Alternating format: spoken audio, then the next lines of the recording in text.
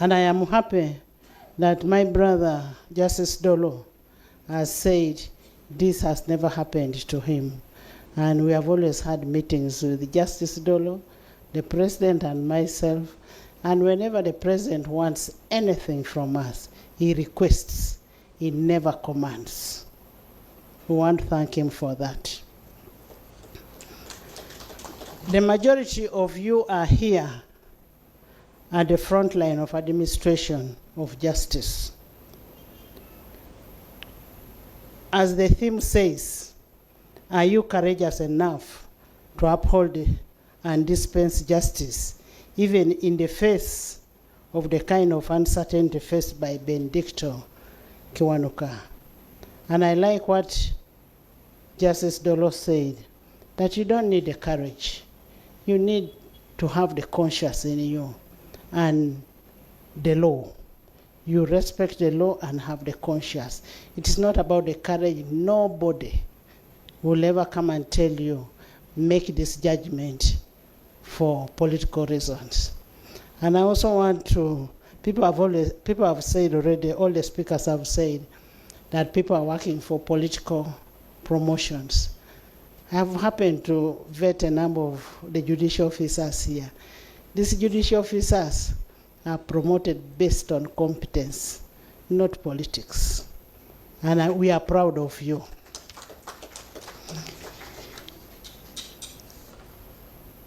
As we move on, I want to respond to something that my brother, Honorable Francis, said on the issue of remand versus convicts. It is not true. I want it to be on record. It is not true that the persons on remand are more than those convicted. The judiciary reversed this. We have more convicts than the remand persons. This must be corrected. I also want to thank judiciary for the cordial work, that relationship that we've created. We no longer have those things of stupid orders. We don't have them. We want to thank judiciary for working together with the executive and legislature. And as parliament, we promise that you have our unwavering support. Of course, the president may give you the money, but we can cut it. So we will not cut your monies. We will make sure we work together for the good of this nation. And where we go, where we need to consult, we'll always consult. We will not come with the undue influence, because we are politicians. We will not interfere with your rulings. So please feel free and do your work as you sought to do it. The other thing I want to correct here before I read the president's message is on the issue of Nakivubo. Nakivubo, as Parliament of Uganda, we enacted a law, and the law that was the fiscal planning 2010. The act was 2010. We also had a law on building control, and we also have a law on environmental act. These laws were to be operationalized, and they are operationalized by regulations that were made by the minister responsible. The directives that were given are part of public policy processes.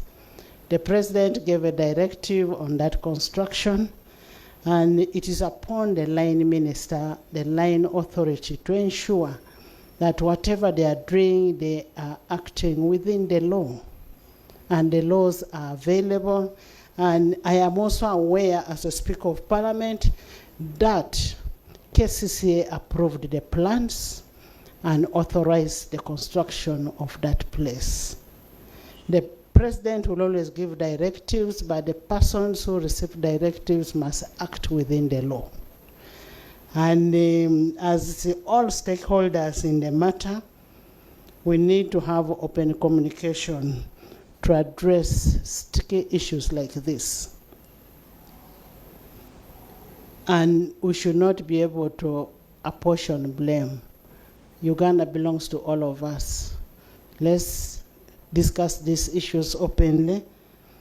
And its legality of the blue letter can only be interpreted by the courts of law.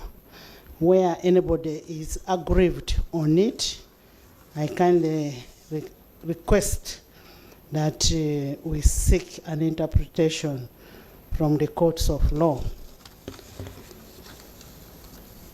I now want to take the singular honor of delivering the address of His Excellency President Yoweri Kaguta Museveni, and I'll read verbatim.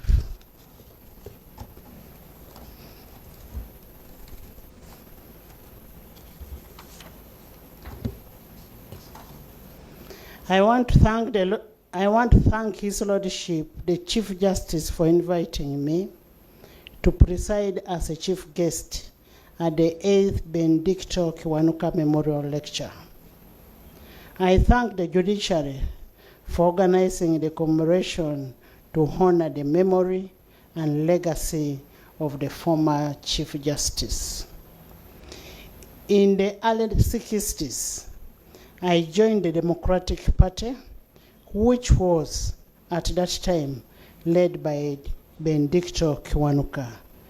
This was on account of Benedicto Kiwanuka's principled stand against politics of identity, which was being propagated by some opportunists.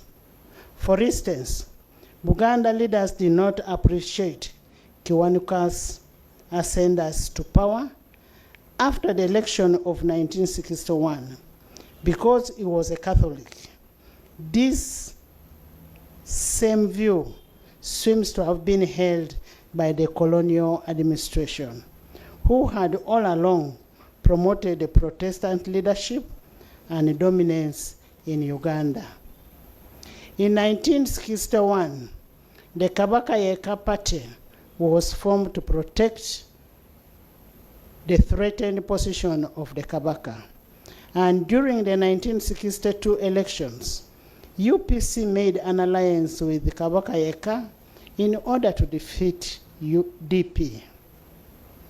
One of the terms of alliance was that was later adopted in 1962 Constitution, was for Buganda to hold indirect election for Buganda's representative in Parliament. This was opposed by DP to no avail.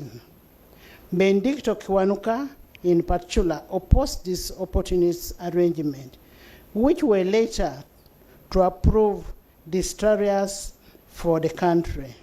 During this critical period, Benedicto Kiwanuka was the voice of reason, and the consequences of not following his correct position are well known. That is the Kabaka crisis in 1966, the rise of a mean dictatorship, etc. When our student movement and the fighting group of FRONASA and NRA came to the political scene, we were determined to end all the confusion that Benedicto Kiwanuka tried to fight against. We swept from power all those who were killing people and threatened all their attempts to regain power. We defeated the killers of Benedicto Kiwanuka, Archbishop Janan Luum, Bataringaya Basil, Francis Walugembe, Nekemia Bananuka, Shabani Nkutu, and many others. We also put Uganda on the correct path of peace, stability, development, and socio-economic transformation. This successful journey of transformation is on account of the four principles ideology of NRM, and that is patriotism, Pan-Africanism, socio-economic transformation, and democracy. Therefore, I salute the former Chief Justice for his bravery and committed rule of law. It is a great pity that he did not live to see the fruits of his work. Those of us, however, who stayed alive did not let him down. We pressed on the struggle for liberation of Uganda to its final conclusion. Benedicto Kiwanuka met a hero's death. It is in fact that in the end, all the people who die, there is no other destination. The difference is some die after a dishonorable or a stale life, while some people, like Benedicto, leave behind a honorable and inspiring legacy. His legacy is immortal because he sided with the people of Uganda and opposed the brutal regime of Idi Amin. Therefore, although he is not with us today, his memory remains vivid in the minds of the patriots in Uganda. He departed from the earth after offering a distinguished service to Uganda and to the international community. Finally, I wish you a peaceful commemoration of the Benedicto Kiwanuka Memorial Day, signed by His Excellency